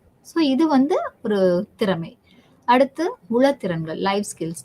இது பொதுவா வந்து எல்லாருக்குமே ஒரு வாழ்க்கைக்கான ஒரு தேவை, எல்லாருமே வந்து கத்துக்க வேண்டிய ஒரு விஷயங்கள். இது வந்து இது கவுன்சிலர்ஸ்க்கு இருக்கிறதுல எந்த ஒரு தவறும் இல்லை. Next clarifying. இதை நம்ம ஏற்கனவே நிறையவே பார்த்துட்டோம். அடுத்து செல்ஃப் அவேர்னஸ், சுய வெளிப்படுத்துதல். ஸோ எப்படி நம்மளுடைய செல்ஃப் அவேர்னஸ், இப்போ நீங்க செல்ஃப் அவேர்னஸ்ன்னு வரும்போது சுயநிலை அறிதல் நம்ம எப்படிலாம் வந்து தெரிஞ்சுக்கிறாங்க. அதில் ஸ்வாட் அனாலிசிஸ்ன்னு சொல்லுவோம். Strength, weakness, opportunities, threats. உங்களோட ஸ்ட்ரென்த் என்ன, உங்களுக்கு எதெல்லாம் வந்து பலம்னு நினைக்கிறீங்க, எதெல்லாம் பலவீனம்னு நினைக்கிறீங்க, அந்த பலம் பலவீனத்தை வந்து எதெல்லாம் வந்து அதுக்கு ஒரு தடைகளா இருக்கு, ஹர்டில்ஸா இருக்கிறது, அதெல்லாம் த்ரெட்ஸ். ஸோ இந்த தாண்டி இன்னும் இந்த பலத்தை மேம்படுத்துறதுக்கும் பலவீனங்களை வந்து கையாளுறதுக்கும் என்னென்ன ஆப்பர்ச்சுனிட்டிஸ் இருக்கு, அதுக்கு பேரு SWOT அனாலிசிஸ். ஸோ இது மூலமா வந்து கிளையண்ட்டை பத்தி நம்ம இது பண்ணிக்கலாம். அதுக்கப்புறம் பார்த்தீங்கன்னா இன்னொரு செல்ஃப் அவேர்னஸ் டூல்னு சொல்லுவோம், ஜோஹாரி விண்டோ. அது வந்து பார்த்தீங்கன்னா ஒரு window, open self, hidden self, undiscovered and blind, அந்த மாதிரி இருக்கு. அது வந்து என்னன்னா ஓப்பன்னா உங்களை பத்தி உங்களுக்கும் தெரியும், மற்றவங்களுக்கும் தெரியும், அந்த மாதிரியான விஷயங்கள். அதுல ஹிடன் அப்படின்னா உங்களுக்கு மட்டும்தான் தெரியும், மற்ற யார்ட்டையுமே நீங்க சொல்லியிருக்க மாட்டீங்க. அது வந்து உங்களை பத்தின ரகசியங்கள், அது வந்து ஹிடன் செல்ஃப். அடுத்து பாத்தீங்கன்னா பிளைண்ட், உங்களுக்கு வந்து உங்களை பத்தி தெரியாது, ஆனா உங்களை பத்தி மற்றவங்களுக்கு அதெல்லாம் தெரியும், அந்த மாதிரியானது பிளைண்ட். அன்டிஸ்கவர்ட்னா யாருக்குமே உங்களை பத்தி உங்களுக்கும் தெரியாது, மற்றவங்களுக்கும் தெரியாது. ஸோ இதுல என்னன்னா ஓப்பன் செல்ஃப் அப்படிங்கிறது தான் வந்து ஒரு தேவையான ஒரு விஷயம். அது வந்து நம்ம என்னை பத்தி எனக்கும் தெரியும், மற்றவங்களுக்கும் தெரியும். அதை வந்து இன்க்ரீஸ் பண்ண நம்ம வந்து செல்ஃப் அவேர்னஸ் ஆகும் அப்படிங்கிறத ஜோஹாரி விண்டோ அப்படின்னு சொல்லி சொல்லுவாங்க. ஜோசப் ஹாரிசன் அப்படின்னு சொல்லி ஒரு ஆத்தர் அதை டெவலப் பண்ணியிருப்பாங்க. ஸோ அந்த ஓப்பன் செல்ஃப் வந்து இன்க்ரீஸ் பண்ணணும் அப்படின்னா நம்ம அதுக்கு என்ன பண்ணணும்னா செல்ஃப் டிஸ்க்ளோஷர் அப்படின்னு சொல்லி சொல்லுவோம். நம்மளை வந்து வெளிக்கொண்டு வர்றது, நான் இப்படிதான், என்னுடைய பாசிட்டிவ் இது, நான் இதுக்கெல்லாம் வந்து கவலைப்படுவேன், இதுக்கெல்லாம் வந்து எனக்கு ஷைனஸ் இருக்கு, இந்த மாதிரி என்னோட செல்ஃபை வந்து டிஸ்க்ளோஸ் பண்ணுவேன். அதுக்கப்புறம் பாத்தீங்கன்னா என்னை பத்தி தெரியாது, மற்றவங்களுக்கு தெரியும் இல்லையா. அதாவது இப்போ நம்ம open, blind, hidden, undiscovered. So open வந்து எல்லாருக்கும் தெரியும், பிளைண்டை வந்து நான் குறைக்கணும் அப்படின்னா அதுக்கு என்ன பண்ணணும்னா மற்றவங்க கிட்ட ஃபீட்பேக். எனக்கு தெரியாது, ஆனா என்னை பத்தி மற்றவங்களுக்கு தெரியும் இல்லையா, அப்போ அவங்ககிட்ட ஃபீட்பேக் வாங்குறது. என்னை பத்தி என்னங்கிறத சொல்லுங்க, நான் எப்படி ஏரியாஸ் ஆஃப் இம்ப்ரூவ்மெண்ட் என்ன, நான் மாத்திக்கிட்டா நான் எப்படி ஷைன் பண்ணலாம். ஸோ இது ஃபீட்பேக். அந்த ஹிடனுக்கு வந்து செல்ஃப் டிஸ்க்ளோஷர். ஸோ இந்த ஃபீட்பேக் அண்ட் செல்ஃப் டிஸ்க்ளோஷர் ரெண்டும் இன்க்ரீஸ் பண்ண ஓப்பன் செல்ஃப் இன்க்ரீஸ் ஆகிக்கிட்டே இருக்கும், அன்டிஸ்கவர்ட் செல்ஃப் வந்து ஆட்டோமேட்டிக்கா ஃபேட் ஆகும் அப்படிங்கிறத சொல்றாங்க. இது வந்து செல்ஃப் அவேர்னஸ்க்கான ஒரு டூலா யூஸ் பண்றாங்க. நெக்ஸ்ட் கோல் செட்டிங். ஸோ கோல் அப்படிங்கிறது எல்லாருக்குமே short term goal, long term goal அப்படிங்கிறது இருக்கும். ஸோ நம்ம ஒரு கவுன்சிலிங் செஷன் வரோம் அப்படின்னா நீங்க வந்து கிளையண்ட் பொதுவான கவுன்சிலிங்கோட கோல் என்னவா இருக்கும்னா make the client to function function into the mainstream. அதாவது வந்து அவங்கள டிபெண்டா இல்லாம அவங்களுடைய ஃபியூச்சர் ப்ராப்ளம்ஸை அவங்களே ஹேண்டில் பண்ற மாதிரி அவங்களை கொண்டு வரணும். நீங்க ஒரு சிலர் பாத்தீங்கன்னா கவுன்சிலிங்ல வந்து நம்ம கால் பண்ணோம் அப்படின்னா எந்த பிரச்சனைனாலும் கவுன்சிலர் கால் பண்ணுவாங்க. நீங்க பொதுவாவே ஒரு டாக்டரே பார்க்க போறீங்க அப்படின்னா அந்த டாக்டர் வந்து பாத்தீங்கன்னா நீங்க திரும்ப திரும்ப வர வைக்கிற மாதிரி. ஒரு பல் டாக்டரை மட்டும் போய் பாத்தீங்கன்னா அது ரொம்ப அழகா நீங்க கவனிக்கலாம். ஒரு பல் வலின்னு போனோம் அப்படின்னா அந்த பல்வலிக்கு வந்து இப்ப 2 பல்ல அடைக்கணும் அப்படின்னா ஒரு பல்ல ஒரு நாள் அடைக்கிறேன், இன்னொரு பல்ல ஒரு நாள் அடைக்கிறேன், 3 நாள் மெடிசன் தரேன்னு சொல்லி ஒரு 10 தடவை வர வச்சிருவாங்க ஒரு நாள் வேலைய. இப்ப திரும்ப திரும்ப திரும்ப வந்து அந்த டாக்டர் நம்ம டிபெண்ட் ஆகிட்டே இருக்கணும். ஆனா கவுன்சிலிங்ல அப்படி இருக்கக்கூடாது. நம்ம ஒரு தடவை ஒரு கிளையண்ட் வராங்க அப்படின்னா ஒரு 2 செட்டிங் 3 செட்டிங்ல 5 10 டிபெண்ட்ஸ் அப்போ வந்து சிவியாரிட்டி ஆஃப் த கேஸ். அதை வச்சு நம்ம வந்து இதுக்குள்ள அந்த பிரச்சனையை முடிக்க அவங்க அந்த கிளையண்ட் வந்து அவங்க பிரச்சனைக்கு ஒரு சொல்யூஷனை கண்டுபிடிக்க வைக்கணுமே தவிர்த்து எல்லா டைமும் கவுன்சிலரை டிபெண்ட் பண்ணி இருக்கக்கூடாது. ஸோ அதுக்கான கிளியரான கோலை வந்து நம்ம செட் பண்ணணும். அது வந்து கோல் setting skills. Planning for the action. So இது வந்து என்ன நம்ம செய்ய, அதாவது வந்து ரியலிஸ்டிக் அன்ரியலிஸ்டிக்னு சொல்லுவோம். எந்த பிளான் ஒர்க் அவுட் ஆகும், எது ஒர்க் அவுட் ஆகாது. அப்போ அதை வந்து கரெக்டா வந்து பிளான் பண்ணணும். அந்த இது இந்த பிளான் செய்ய முடியல அப்படின்னா அடுத்த அல்டர்னேட்டிவ் என்ன அப்படிங்கிறத கரெக்டா வந்து ஒர்க் அவுட் பண்ணி பண்ணணும்.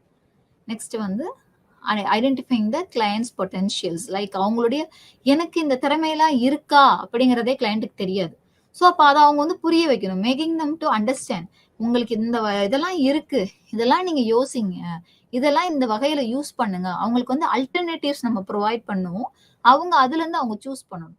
நம்ம அங்க வந்து கவுன்சிலிங் வந்து பொதுவா வந்து இட் இஸ் நாட் ப்ரொவைடிங் இது சொல்யூஷன் ஃபார் த ப்ராப்ளம்.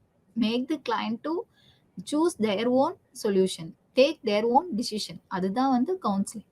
சரிங்களா? Evaluation skills. இதுவரை நம்மளுடைய பிளான் என்ன பண்ணியிருந்தோம், அதோடைய ப்ராக்ரஷன் என்ன, இப்போ அது என்ன மாதிரி இருக்கு.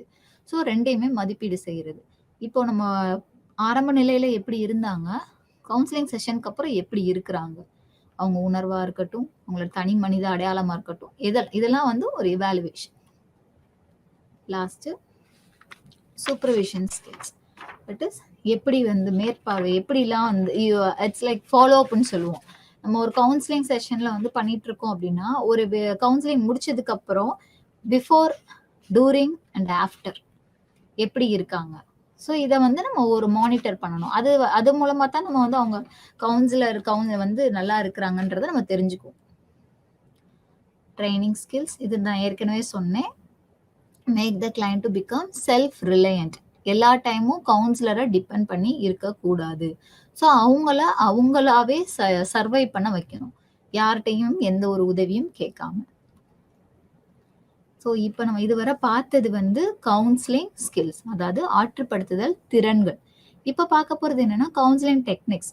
அதாவது ஒவ்வொரு திறமை, இப்போ இதெல்லாம் வந்து இருந்துச்சுன்னா ஒரு கவுன்சிலர் நல்லா இருக்கலாம் நம்ம. ஆனால் கவுன்சிலிங் செஷன்ல என்னென்ன மாதிரியான டெக்னிக்ஸ்லாம் யூஸ் பண்ணி அந்த கிளையண்ட்டை வந்து நம்ம இது பண்ணுறோம், அவங்க ப்ராப்ளம்ஸ் வந்து அவங்களே கையாள வைக்கிறோம் அப்படிங்கிறதான் கவுன்சிலிங் டெக்னிக்ஸ். இதில் நிறைய கவுன்சிலிங் அப்ரோச்சஸ் இருக்கு. ஒவ்வொரு அப்ரோச்சஸ்க்குமே ஒவ்வொரு வகையான டெக்னிக்ஸ் இருக்கு. நான் அப்ரோச்சஸ் என்னென்னு சொல்லிட்டு ஜென்ரலா எல்லா டெக்னிக்ஸும் என்னங்கிறத நம்ம இப்போ சொல்லிடலாம். அதுல behaviour therapy, cognitive therapy, music therapy, அதெல்லாம் வந்து therapeutic interventions. Art therapy, play therapy, dance movement therapy, drama therapy. இது தவிர்த்து நிறைய சைக்கோ தெரப்பிஸ் நிறைய இருக்கு. டயலெக்டிக்கல் பிஹேவியர் தெரப்பின்னு சொல்லுவோம், ஹியூமனிஸ்டிக் தெரப்பி, ஜெஸ்டால் தெரப்பி, இந்த மாதிரி நிறைய இருக்கு. ஒவ்வொரு தெரப்பிக்குமே ஒவ்வொரு வகையான டெக்னிக்ஸ் வந்து யூஸ் பண்ணுவாங்க. இப்போ பிஹேவியர் தெரப்பின்னா பார்த்தீங்கன்னா, changing the undesirable behaviour to desirable one. அதான் அதோடைய பொதுவான புரிதல். அதாவது என்னன்னா, எந்த பிஹேவியர் வந்து எல்லாராலையும் அக்செப்ட் பண்ணிக்க முடியல, இது வந்து நல்ல நடத்தை இல்லை, அப்போ அதை வந்து எல்லாராலையும் ஏற்றுக்கொள்ளக்கூடிய பிஹேவியரா மாற்றணும். அதுதான் பிஹேவியர் தெரப்பி அப்படின்னு சொல்லி சொல்லுவோம். ஸோ அந்த பிஹேவியர் தெரப்பியில வந்து ஒரு டெக்னிக் இருக்கு, அதை நம்ம பின்னாடி பார்க்கலாம். நெக்ஸ்ட் வந்து காக்னிட்டிவ் பிஹேவியர். இங்க பாத்தீங்கன்னா வெறும் பிஹேவியர் மட்டும் இருந்தது. இங்க காக்னிஷன், அதாவது தாட் ப்ராசஸை இன்க்ளூட் பண்றாங்க. ஸோ இங்க வந்து என்னன்னா, அந்த தாட்டு தான் வந்து நம்மளுடைய எல்லா பிரச்சனையும், நம்ம சிந்திக்கிறது தான் வந்து நம்மளுடைய பிரச்சனைகளுக்கு எல்லாம் காரணம். அப்ப என்ன மாதிரியான டிஸ்டார்டட், எதெல்லாம் வந்து ஒரு பிரச்சனைக்குரிய யோசனைகள் சிந்தனைகளா இருக்குது, அதை வந்து கண்டுபிடிச்சு அந்த மாத்துறதுக்கு என்ன பண்ணலாம் அப்படிங்கறத பத்தி சொல்றதுதான் cognitive behaviour therapy. Music therapy, இது வந்து எல்லாருமே பொதுவா பண்ணக்கூடிய ஒரு தெரப்பி தான். எப்பெல்லாம் ஃபீலிங் டவுன், அப்போ they started to hear music. ஏதாவது பாட்டு கேட்டா எனக்கு அமைதியா இருக்கும், நான் வேலை பார்க்குறப்பே பாட்டு கேட்டுட்டே வேலை பார்த்தா நான் நல்லா எனக்கு ரிலாக்ஸா இருக்கும், அந்த மாதிரிலாம் வந்து ஒரு சிலர் வந்து இருப்பாங்க. ஆர்ட் தெரப்பி, இது வந்து என்னன்னா சிக்மண்ட் ஃப்ராய்டோட டிஃபென்ஸ்ல கூட சொல்லியிருப்பாங்க, சப்ளிமேஷன் ஒரு டெக்னிக். அதுல பாத்தீங்கன்னா சொல்லியிருப்பாங்க, நம்மளுடைய ஒரு நெகட்டிவான ஒரு தாட்ஸ், அதாவது நெகட்டிவான ஒரு இதுல இருந்து எஸ்கேப் ஆகணும் அப்படின்னா அதை ஒரு கலை வடிவத்துல அதை வந்து அந்த channelising the energy into the positive way, அந்த மாதிரி. அப்போ ஒரு கலை, அது வந்து ஒரு படம் வரையறதா இருக்கலாம், இல்ல ஒரு கோலம் போடுறதா இருக்கலாம். நிறைய பெண்களுக்கு வந்து பூ கட்டுறது பிடிக்கும், பூ கட்டினா அமைதியாவாங்க, கோலம் போடுறப்ப ரிலாக்ஸா இருப்பாங்க. அப்ப அந்த மாதிரி படம் வரைகிறப்ப இருப்பாங்க, டிராயிங், இந்த மாதிரி கலைங்கிறது நிறைய இருக்கு. அதுக்கப்புறம் பிளே தெரப்பி. பிளே, விளையாட்டு. எவ்வளோ டென்ஷன் இருந்தாலும் நீங்க பாத்தீங்கன்னா ஒரு குழந்தையோட விளையாடுறது கூட, சின்ன குழந்தைங்களோட நீங்க விளையாண்டு பாருங்க, அப்போ வந்து நமக்கு வந்து ரிலாக்ஸ்டா ஆன மாதிரியான ஒரு ஃபீலிங் இருக்கும். அப்போ அந்த தெரப்பிஸ் எப்படியெல்லாம் நம்ம வந்து அதை வந்து கையாளுறோம், ஒரு விளையாட்டின் மூலமா நம்மளுடைய உணர்வுகளை எப்படி சேஞ்ச் பண்றோம் அப்படிங்கிறத சொல்றதுதான் பிளே தெரப்பி. அடுத்து டான்ஸ். ஒரு சிலருக்கு நல்லா ஆடுனா அந்த உணர்வுகள் எல்லாமே நெகட்டிவா இருக்கட்டும், பாசிட்டிவ் இது அப்படி அந்த மாதிரி அந்த உணர்வுகளை கையாளுறதுக்கு ஒரு சிலர் வந்து டான்ஸ் மூமெண்ட் வந்து சொல்லுவாங்க. டான்ஸ் ஆனா எனக்கு நல்லா இருக்கும், நீங்க அதனால நான் எப்பெல்லாம் கோவம் வருது நான் போய் டான்ஸ் ஆடுவேன், அந்த மாதிரிலாம் ஒரு சிலர்லாம் இருப்பாங்க. டிராமா, இதுல வந்து பாத்தீங்கன்னா இது நாடகம் அந்த மாதிரி சொல்லுவோம். ஸோ இது நாடகத்தின் மூலமா நம்மளுடைய பிரச்சனைகளை எப்படிலாம் நம்ம அதாவது கிளையண்டோட பிரச்சனைகளை எப்படி நம்ம சமாளிக்கிறோம், அவங்கள கொண்டு வர சொல்றோம் அப்படிங்கிறது தான். ஸோ இந்த தெரப்பீஸ்ல பார்த்தீங்கன்னா, நான் ஏற்கனவே சொல்லியிருந்தேன், ஒவ்வொரு தெரப்பீஸ்க்கும் ஒவ்வொரு டெக்னிக்ஸ் இருக்கு அப்படிங்கிறத. ஸோ அதை பற்றி தான் இங்கே நம்ம சொல்லியிருக்கிறோம். So behaviour therapy, cognitive therapy, dance, art இந்த மாதிரி நிறைய தெரப்பீஸ் இருக்கு. அந்த தெரப்பீஸ்லேருந்து ஒரு சில டெக்னிக்ஸ் மட்டும்தான் நாங்கள் இப்போ கொடுத்துருக்கேன். அதை நீங்கள் என்னென்னு தெரிஞ்சுக்கிட்டா போதும். First reinforcement.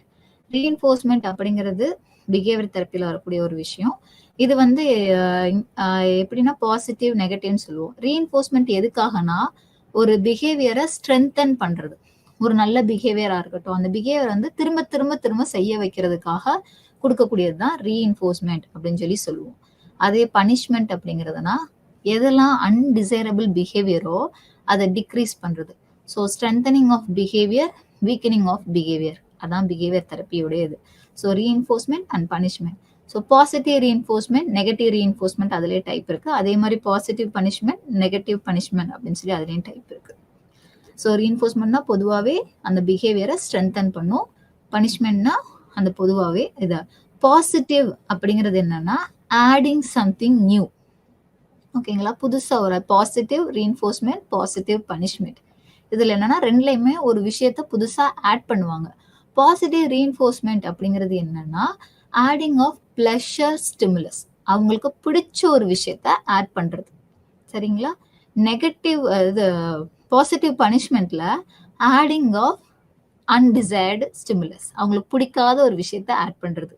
எக்ஸாம்பிளுக்கு நல்லா வேலை பார்க்குறாங்க, நல்லா பண்றாங்க, எல்லா வேலைகளும் சூப்பரா செய்யறாங்க, ஒரு அதை வந்து நல்லா இன்க்ரீஸ் பண்ணணும் அப்படின்னா பாசிட்டிவ் ரீஎன்ஃபோர்ஸ்மெண்ட்ல அவங்களுக்கு வந்து ஒரு டோக்கன் எக்கானமின்னு ஒரு டெக்னிக்ஸ் வரும். அவங்களுக்கு ஒரு நல்ல எம்ப்ளாயி ஆஃப் த மந்த் அப்படின்னு சொல்லி ஒரு ப்ரைஸ் அப்போ கொடுத்தோம்னா ஆட்டோமேட்டிக்காக அவங்க இது நீங்கள் ஈவன் நம்ம கிளையண்ட் லேக்கில் வராங்க, அப்போ நம்ம சொல்கிறோம் நான் வந்து எனக்கு ரொம்ப கோவம் வந்துச்சு, அப்போ அந்த டயத்தில் வந்து நான் இது சும்மா ஸ்ட்ரெஸ் பால் அமைக்கிட்டு இருந்தேன், வார்த்தைகளை விடக்கூடாது அப்படிங்கிறதுக்காக அதை வந்து நான் திரும்ப திரும்ப இந்த மாதிரி பண்ணிக்கிட்டே இருந்தேன். அப்போ வெரி குட், நீங்க இப்ப பண்ணிருக்கீங்க, அப்போ உங்களுக்கு ஒரு பாசிட்டிவா ஒரு விஷயத்த டோக்கன் எக்கானமி இது நீங்க பண்ணதுக்காக உங்களுக்கு இது அப்படிங்கிறப்ப என்ன ஆகும்னா ஓ நம்மள அப்ரிஷியேட் பண்றாங்க, அப்போ இந்த பிஹேவியர் வந்து நம்ம இன்க்ரீஸ் பண்ணும். ஈவன் நீங்க ஜென்ரலா வந்து பிஹேவியர் தெரப்பிங்கிறது கவுன்சிலிங் ஒரு பிரச்சனை இருக்கவங்களுக்கு தான் கொடுக்கணும்னு கிடையாது. நம்ம வீட்லயும் பண்ணலாம், நம்ம ஸ்கூல்ஸ் காலேஜஸ் எங்க வேணா அதை அப்ளை பண்ணலாம். ஸோ நமக்கு டெய்லி லேட்டா வந்துட்டே இருக்கான் ஒரு பையன், அவன் ஒரு நாள் சீக்கிரம் வந்துட்டான், அப்போ அவனுக்கு ஒரு பாசிட்டிவா வந்து கை தட்டுறோம், அப்ப நம்மள கை தட்டுறாங்களே, அப்ப டெய்லி நம்ம என்ன சீக்கிரமா ஆகலாம். இல்ல ஒரு அசைன்மெண்ட்ல 10க்கு 10 மார்க் ஆடிங், அது ஒரு ரிவார்ட்ஸ் ஒரு பிரைசஸ் கொடுக்குறப்போ வந்து ஊப்பா மார்க் கிடைச்சிருச்சு, அப்ப நம்ம அதை திரும்பி நம்ம நல்லா பண்ணணும். அப்போ இது என்னன்னா பாசிட்டிவ்ல இதுதான். அது நெகட்டிவ் அப்படின்றது சாரி பாசிட்டிவ் பனிஷ்மெண்ட்ல வந்து சொன்னேன் இல்லையா, ஆடிங் என்னன்னா அவங்களுக்கு பிடிக்காத ஒரு விஷயத்த ஆட் பண்றது. டெய்லி லேட்டா வந்துட்டே இருக்கான், அப்போ வந்து அவனுக்கு என்ன பண்ணலாம், ஒரு அசைன்மெண்ட் அதை ஆட் பண்றோம், ஒரு பிடிக்காத ஒரு விஷயத்த ஆட் பண்றப்போ அவன் என்ன பண்ணுவான், ஐயோ இந்த அசைன்மெண்ட் செய்யணுமா, அதுக்காகவே நான் சீக்கிரம் வந்துடுறேன். ஸோ இந்த மாதிரி பிஹேவியர் வந்து சேஞ்ச் பண்றதுக்காக கொடுக்குறது. புரியுதுங்களா? Positive reinforcement, positive punishment. So பாசிட்டிவ்னா ஆடிங் சம்திங். ஓகே, அடுத்து நெகட்டிவ் அப்படிங்கிறது ரிமூவிங் சம்திங், அதுதான் நெகட்டிவ். அதுல நெகட்டிவ் ரீஎன்ஃபோர்ஸ்மெண்ட்ல வந்து பாத்தீங்கன்னா அவங்களுக்கு ஒரு பிடிச்ச விஷயத்த வந்து எடுத்துறது. இப்போ நீங்க வந்து ஒரு பையன் வீட்டுல சொல் பேச்சே கேட்க மாட்டான், எதுக்கு எடுத்தாலும் சேட்டை பண்றான், அம்மா அப்பா மதிக்க மாட்டான் அப்படிலாம் இருக்காங்க அப்படின்னா அவங்களுக்கு பிடிச்ச ஒரு விஷயம் அவங்களோட பாக்கெட் மணியை கட் பண்ணிடுறது. உனக்கு நீ இது அப்போ வந்து நெகட்டிவா அவங்களுக்கு ரீஎன்ஃபோர்ஸ் பண்றோம், அப்போ நமக்கு பாக்கெட் மணி கிடைக்கல, அப்போ அந்த பிஹேவியரை நம்ம ரிப்பீட் பண்ணக்கூடாது அப்படிங்கிறதுக்காக பண்ணுவாங்க. நெக்ஸ்ட் பாத்தீங்கன்னா பனிஷ்மெண்ட்ல வந்து நெகட்டிவ் வந்து என்ன சொன்னேன், ரிமூவிங். அப்போ இதுல என்னன்னா அவங்களுக்கு எது ரொம்ப பிடிக்குமோ அது சாரி மாத்தி சொல்லிட்டேன். ஸோ இப்போ நெகட்டிவ் ரீஎன்ஃபோர்ஸ்மெண்ட்ல வந்து எஸ் பிடிச்ச ஒரு விஷயத்த இது பண்றது, கட் பண்றது. இவங்க வந்து என்னன்னா லைக் அவங்களுக்கு ஒரு என்ன சொல்ல அசைன்மெண்ட் கொடுக்கறது மாதிரி இங்க அசைன்மெண்ட்டை அவங்களுக்கு எந்த பிரச்சனை தரக்கூடிய சுச்சுவேஷன்ஸோ அதை வந்து கட் பண்ணணும். இப்போ லேட்டா வந்துட்டே இருக்கான், அப்போ வந்து அதை ரிமூவ் பண்ணணும். அப்டக்கிள்ஸ் என்ன, அப்போ அவனோட கேட்குறப்ப எனக்கு பஸ் வர மாட்டேங்குது, எனக்கு வீட்டில் சாப்பாடு செய்ய லேட் ஆகுது, அப்போ ஓகே நீ சாப்பாடு இங்கே வந்தாலும் உங்களுக்கு சாப்பாடு ரெடி பண்ணிடுவாங்க, நீ சாப்பாடை வீட்டில் எடுக்க வேணாம். அப்போ அந்த ரிமூவிங் ஆஃப் அப்டக்கிள்ஸ் அது நெகட்டிவ் ரீஎன்ஃபோர்ஸ்மெண்ட். நெகட்டிவ் பனிஷ்மெண்ட்ல அவங்களுக்கு பிடிச்ச விஷயத்த கட் பண்ணணும். எக்ஸாம்பிள் மட்டும் மாற்றி சொல்லிட்டேன். ஸோ அவங்களுக்கு வந்து இப்போ லைக் பாக்கெட் மணியை கட் பண்ணிடுறது, அவங்களுக்கு பிடிச்சதை கட் பண்ணோடனே ஆட்டோமேட்டிக்காக அந்த பிஹேவியர் என்ன ஆகும், மாற ஆரம்பிச்சிடும். ஸோ இது வந்து ரீஎன்ஃபோர்ஸ்மெண்ட் அண்ட் பனிஷ்மெண்ட்னு சொல்லுவோம். அடுத்து ஃப்ளட்டிங் அப்படிங்கிறது என்னன்னா, ஃப்ளட் அப்படின்னா பொதுவான அர்த்தம் வந்து வெள்ளம்னு சொல்லுவோம். ஸோ இதுல என்னன்னா, இது பயம், ஃபோபியான்னு சொல்லுவோம். பயங்கள், ஃபியர், இர்ரேஷனல் ஃபியர். ஒரு பர்சனை பார்த்தோ, சிச்சுவேஷனை பார்த்தோ, அந்த மாதிரி யார் யாருக்கெல்லாம் இர்ரேஷனலான ஃபியர் இருக்கோ, அவங்களுக்கான ஒரு எக்ஸ்போஷர் தெரப்பி மாதிரி தான். ஸோ திடீர்னு ஆல் ஆஃப் த சடன் ஒரு இதுல வந்து அவங்கள தள்ளி விட்டோம் அப்படின்னா எப்படி இருக்கும்? கிணத்துல நம்ம நீச்சலே தெரியாதவங்கள வந்து டக்குன்னு கிணத்துல தள்ளி விட்டோம்னா, they started to swim with fear. அந்த மாதிரி இருப்பாங்க இல்லையா? ஸோ அதுதான். இவங்க எந்த எக்ஸ்போஷருக்கு வந்து அவங்களுக்கு பயப்படுறாங்களோ, அதை வந்து அவங்கள அதுல வந்து தள்ளி விடுறது. இப்போ எனக்கு ஸ்டேஜ்ல ஏறி பேசுறதுக்கு பயம் அப்படின்னு இருக்குன்னா, அப்ப வந்து டக்குன்னு அவங்கள நீங்க ஸ்டேஜ்ல ஏறி பேசுங்க. அப்ப என்னன்னா, அந்த திடீர்னு அவங்கள வந்து உள்ள வந்து கொண்டு வந்துருது. அந்த சிச்சுவேஷன்ல இப்போ ஒரு 10 பேர் தெரிஞ்சவங்களே இருக்கிறாங்க அப்படின்னா, அப்ப அவங்க கிட்ட பேசுறப்போ அந்த ஒரு தயக்கம், பயம் இருக்கும். கொஞ்சம் கொஞ்சமா என்ன ஆகும்? அந்த பயம் வந்து குறைய ஆரம்பிக்கும். அந்த ரெஸ்பான்சஸ பொறுத்து. ஸோ இது வந்து ஃப்ளட்டிங் அப்படின்னு சொல்லி சொல்லுவோம். நெக்ஸ்ட் பாத்தீங்கன்னா, ஜர்னலிங். ஜர்னலிங் அப்படிங்கிறதுனா, ஜர்னல்னாலே பொதுவா தெரியும் ரைட்டிங் ஆஃப் சம்திங். ஸோ எனக்கு நிறைய பேர் வந்து பிரச்சனைகள் நிறைய இருக்கும். பிரச்சனை பிரச்சனை பிரச்சனை பேசிட்டே இருந்தோம்னா, அது பிரச்சனையா போயிட்டே தான் இருக்கும். ஸோ அத வந்து என்ன சொல்லுவாங்கன்னா, நல்லா நீங்க ஒரு நோட்ஸ் டேக்கிங் மாரி, இன்னைக்கு நான் என்ன பண்ணேன்? இன்னைக்கு நான் பாசிட்டிவா என்ன பண்ணேன்? அந்த பாசிட்டிவ் நோட்ஸ். ஸோ என்னுடைய இன்னைக்கு நான் பண்ண நல்ல விஷயங்கள் என்னென்ன? அத வந்து எழுதுறது. அதாவது நம்ம நெகட்டிவ பார்க்குறப்போ, அது நெகட்டிவ் பெருசா தான் தெரியும். நம்ம ஒரு படத்துல கூட சொல்லுவாரு சார், நாகேஷ் சார் சொல்லுவாரு. நீங்க ஒரு கல்லு வந்து கீழ இது பிரச்சனைங்கிறது ஒரு கல்லு மாதிரி. அத அப்படி பக்கத்துல வச்சு பார்த்தீங்கன்னா, பெருசா தான் தெரியும். அதே கொஞ்சம் தூரத்துல வச்சு பார்த்தீங்கன்னா, சின்னதா தெரியும். அதே கீழ போட்டீங்கன்னா, மண்ணோட மண்ணா தெரியவே தெரியாது. அப்போ நம்ம எப்படி நம்ம ஒரு விஷயத்த பார்க்குறோம். அப்போ நான் இங்கே ஜர்னலிங்ல அதான் பாசிட்டிவ் விஷயங்கள நம்ம பார்க்கும்போது, நமக்கு நெகட்டிவிட்டி ஆட்டோமேட்டிக்கா குறைய ஆரம்பிச்சுரும். அப்படிங்கிறது தான் இங்க சொல்றாங்க. Next exposure therapy. நம்ம ஃப்ளட்டிங்ல சொன்னேன் இல்லையா? அதே மாரி தான். ஸோ அவங்களுக்கு எது ஒரு பயம் தரக்கூடிய விஷயங்களோ, எது அவங்கள வந்து தடுமாற வைக்க விஷயங்களோ, அதுல வந்து அவங்கள கொண்டு போறது. ஸோ இது நீங்க வந்து லைக் ஒரு பாசிட்டிவான ஒரு எக்ஸ்போஷரா இருக்கலாம். ஒரு ரிலாக்ஸ்ட் எக்ஸ்போஷரா இருக்கலாம். எதா வேணா இருக்கலாம். ஸோ அந்த மாதிரி அவங்கள எக்ஸ்போஸ் பண்றது. நெக்ஸ்ட் பார்த்தீங்கன்னா, ரிலாக்சேஷன் டெக்னிக்ஸ். ஸோ இது வந்து பொதுவான தளர்வு. அதாவது நம்ம எப்போலாம் ரிலாக்ஸா ஃபீல் பண்றோமோ, அப்போ ஆட்டோமேட்டிக்கா நம்ம அந்த நெகட்டிவ் திங்ஸ், அந்த ஃபீலிங்ஸ் எல்லாத்துலேருந்து நம்ம வெளியில வந்துருவோம். ஸோ அப்படிங்கிறப்போ இந்த ரிலாக்சேஷன் வந்து நிறைய ப்ரோக்ரசிவ் மசில் ரிலாக்சேஷன்னு சொல்லுவோம். நம்மளுடைய உடல் வந்து தளர்வு படுத்துறது. இதுக்கு நிறைய இருக்கு. நீங்க சிலருக்கு ஸ்விம்மிங் போனா ரிலாக்ஸ்டா இருக்கும். சிலருக்கு டீ குடிச்சா ரிலாக்ஸ்டா இருக்கும். சிலருக்கு வந்து இந்த ஃபிஷ் அந்த தெரப்பிலாம் இருக்கு தெரியுமா? தண்ணியில குளிச்சா, அந்த அடிச்சா, ஃபால்ஸ் மேல அந்த மாரி ஒவ்வொருத்தவங்களுக்கும் ஒவ்வொரு வகையான ரிலாக்சேஷன் இருக்கும். ஸோ அதுல எது எனக்கு தேவையானதோ அத வந்து பண்றது. நெக்ஸ்ட் வந்து மெடிடேஷன். தியானம் பண்றது. ஸோ இந்த தியானத்தின் மூலமா என்னன்னா, எனக்குரிய இது வந்து பொதுவான ரிலாக்ஸ் ஸ்டேட். மைண்ட வந்து ரிலாக்ஸ் பண்ணி நம்ம அதுக்குள்ள கொண்டு போறது. ஸோ இந்த எல்லா ஸ்டேட்டும் இது அடுத்தது என்னன்னு பார்த்தீங்கன்னா, ரோல் பிளேயிங். ஸோ என்னுடைய சிச்சுவேஷன்ல இப்ப நீங்க இருக்கிறீங்க. அப்போ எப்படி என்ன பண்ணுவீங்க? அப்படின்னு சொல்லி ஜென்ரலா கேட்குறது. இப்ப என்ட்ட ஒரு கிளையண்ட் வந்து இப்படி பேசுறாங்க. அப்போ இவங்க கிட்ட நான் இப்படி சொன்னா எப்படி இருக்கும்? அப்ப என்னோட பிரச்சனைகள வந்து அவங்க மாத்தி யோசிச்சு பார்ப்பாங்க. கிளையண்ட் வந்து கவுன்சிலர்ஸ் ரோல்ல இருக்கும்போது எப்படி இருக்கிறேன்? அப்படிங்கிறத ஒவ்வொரு விஷயங்களும் யோசிச்சு பார்க்குறப்போ, ஆட்டோமேட்டிக்கா வந்து பிரச்சனைங்கிறது போயி, அவங்க மாற்றத்துக்கான ஒரு தளமா அமையும். சரிங்களா? இதுவரை நம்ம பார்த்தது வந்து எல்லாமே கவுன்சிலிங் ஸ்கில்ஸ்னா என்ன? அதனுடைய அதுல வந்து ரிலேஷன்ஷிப் ஸ்கில்ஸ், கம்யூனிகேஷன் ஸ்கில்ஸ், அதுல சில வகைகள்லாம் பார்த்தோம். கடைசியா டெக்னிக்ஸ். ஒவ்வொரு தெரப்பீஸ், ஒவ்வொரு அப்ரோச்சஸ்லயும் என்னென்ன மாதிரியான டெக்னிக்ஸ்லாம் சொல்லியிருக்கிறாங்க அப்படிங்கிறத ஒரு சில சின்ன சின்ன எக்ஸாம்பிள்ஸோட பார்த்தோம். ஸோ இது எல்லாமே எப்படின்னா, எல்லாருக்குமே இந்த இப்ப பார்த்த திறமைகள் எல்லாமே வந்து நமக்கு அந்த கவுன்சிலிங் செஷன் மட்டும் இல்லாம, வாழ்க்கையிலயும் கண்டிப்பான முறையில பயன்படும். அது குடும்ப வாழ்க்கையா இருக்கலாம், சமூக வாழ்க்கையா இருக்கலாம், சொந்த வாழ்க்கையாவும் இருக்கலாம். ஸோ இது எல்லாத்தையும் நம்ம எப்படி எடுத்துக்கிறோம், எப்படி பயன்படுத்துறோங்கிறது தான் கவுன்சிலிங். ஸோ நன்றி, வணக்கம்.